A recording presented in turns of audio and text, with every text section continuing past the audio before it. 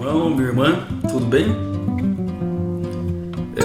Nós terminamos o nosso curso, né? Pelo menos o material mediacional. Na verdade, nós estamos como um projeto no mundo, né? Nós estamos sempre abertos à reformulação, à reconfiguração, a novas páginas da nossa vida, né? Então nós não somos estáticos, nós estamos em construção a cada dia mais.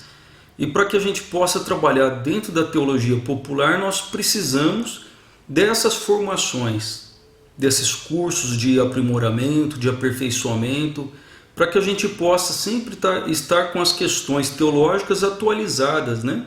E possamos, por meio das questões da teologia popular, alimentar também a teologia pastoral. E com a organização da teologia pastoral, poder também disseminar respostas à teologia popular, né? E da mesma maneira também fazendo uso da teologia acadêmica, né?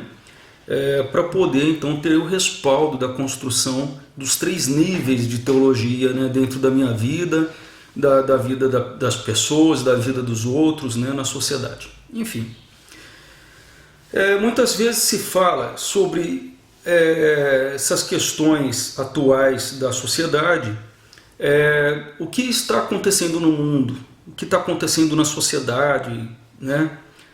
Por exemplo, se fala muito sobre inversão de valores, ou até mesmo na destruição dos valores, preceitos morais e tudo mais. Então, tem um autor, chama-se Zygmunt Bauman, é um sociólogo. Zygmunt Bauman, ele trabalha o conceito de pós-modernidade. O que é pós-modernidade? Pós-modernidade é o contemporâneo, aquilo que vem depois da modernidade. Alguns autores dizem que nós, como estamos dentro do período, não temos como medir quando começa e quando termina o contemporâneo. Logo, não dá para nomear o contemporâneo de pós-moderno, né? Mas alguns outros autores, como Zygmunt Bauman, consideram que nós sim podemos nomenclaturar e medir, poder analisar o contemporâneo hoje, ainda que nós estejamos sentados nele, né? No entanto, Zygmunt Bauman chama esse contemporâneo Zygmunt Bauman chama esse contemporâneo de pós-modernidade. Só que ele dá outro nome para a pós-modernidade. Ele dá o nome de modernidade líquida, que inclusive é o título de uma obra dele, Modernidade Líquida. Então quem puder adquirir esse livro é excelente, né? E dentro da modernidade líquida, o que então ele observa? Que as coisas hoje são de uma forma líquida, ou seja, quando nós tínhamos a mecânica de Newton, quando nós tínhamos a matemática de Euclides, nós estávamos sentados, estávamos então sentados, né, em pé, sei lá, nós estávamos em cima de um sustentáculo firme e concreto, uma rocha, que era aquelas certezas que as ciências estavam nos dando. Antes da modernidade, nós tínhamos as certezas que as luzes de Deus, que a graça de Deus nos dava, que amparava o ser humano e era o nosso sustento, o nosso chão, nossa estrutura. Na modernidade, então, as descobertas científicas então trouxe para o homem uma segurança, né? Nós deixamos de lado a metafísica tradicional com a questão de Deus e então assumimos essa corporificação da ciência como então essa nossa estrutura. Agora, no pós-moderno, na modernidade líquida, esse sólido que nos dava a segurança de Euclides e Newton, né, essas estruturas epistemológicas que baseava toda a nossa ciência, hoje elas estão aí, fluídicas. Elas não se dissiparam. As nossas seguranças, do bom comportamento, dos bons costumes, das questões éticas, do amor de Deus, do respeito aos pais, do respeito aos professores, do respeito aos mais velhos, enfim, da segurança da ciência, da segurança na graça de Deus. Isso tudo não se dissipou, porque a modernidade não é gaseificada, gasosa, a modernidade é líquida. Os valores estão todos aqui na sociedade, entende? Os valores estão aqui e agora, contanto que eu os aproveite. E eu, dentro da minha liberdade, eu posso optar por um ou por outro, pelo conceito de amor tradicional, antigo, aquele que eu encontro a minha cara metade, que eu vou viver para sempre ao lado dela, até que a morte nos separe, que nós vamos nos respeitar na saúde, na doença, na pobreza e na riqueza. Ou eu posso assumir o valor deste amor contemporâneo, né, que eu amo até que dure este amor, né, até que dure, até que perdure. Pode durar 1 mês, 2 meses, 2 anos, 3 anos, e aí a gente vê os casamentos que vêm e vão, né? Talvez muitas vezes esses conceitos eles assumem formas de ideologias e alienam as pessoas, achando que o casamento acabou, que hoje não se pode mais confiar nas pessoas, que nós precisamos modificar os nossos pensamentos e nos atualizar. Então, quer dizer, estão todos aí os valores, em forma líquida. Se hoje a sociedade está em forma de copo, os valores, os axiomas assumem a forma do copo.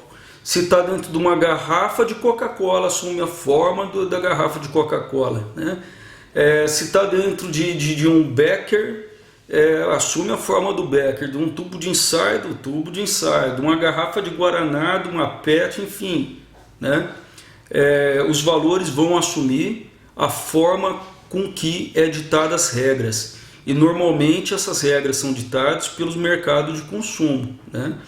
Mas não sempre, e sempre numa perspectiva de levar o ser humano para dentro de uma outra alienação, né? Então são cadeias, né? Cadeias de conceitos que vão se agregando valores dentro da mente humana, e então nós vamos construindo toda uma realidade em volta de nós. Nós vamos configurando fenômenos, né? Fenômenos e mais fenômenos em volta, em torno de uma realidade que muitas vezes nem é real. Nós vivemos numa sociedade virtual, nós vivemos numa modernidade líquida. Então a liquefação dos valores ela é constante. Só que os valores não se dissiparam, não se inverteram. Os valores estão todos aqui, contanto que nós os escolhemos, optamos por ele. No caso que nós, no entanto que nós incorporamos esses valores e possamos educar os nossos filhos nesses valores e possamos então continuar, né, dar continuidade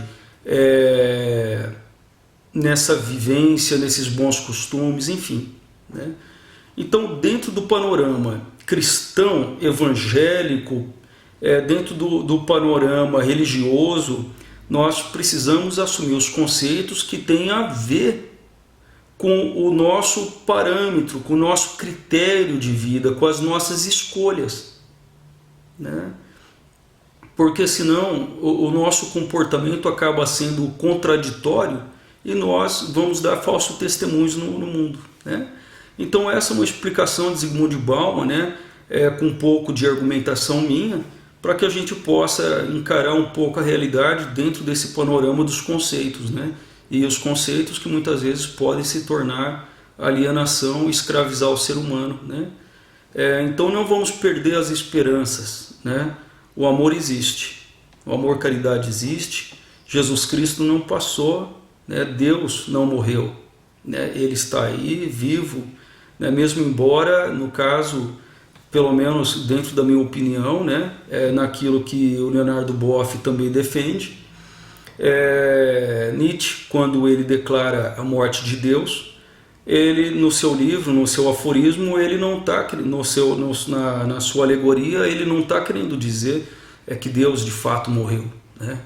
Mas ele está querendo dizer que aquele Deus, que era o mecanismo de uma sociedade burguesa, de uma sociedade rica, tudo de desfile de moda nas igrejas, daquele Deus da igreja de domingo, né, que era um religiosismo, um devocionismo inculcado com um Deus mórbido, um Deus que vinha trazer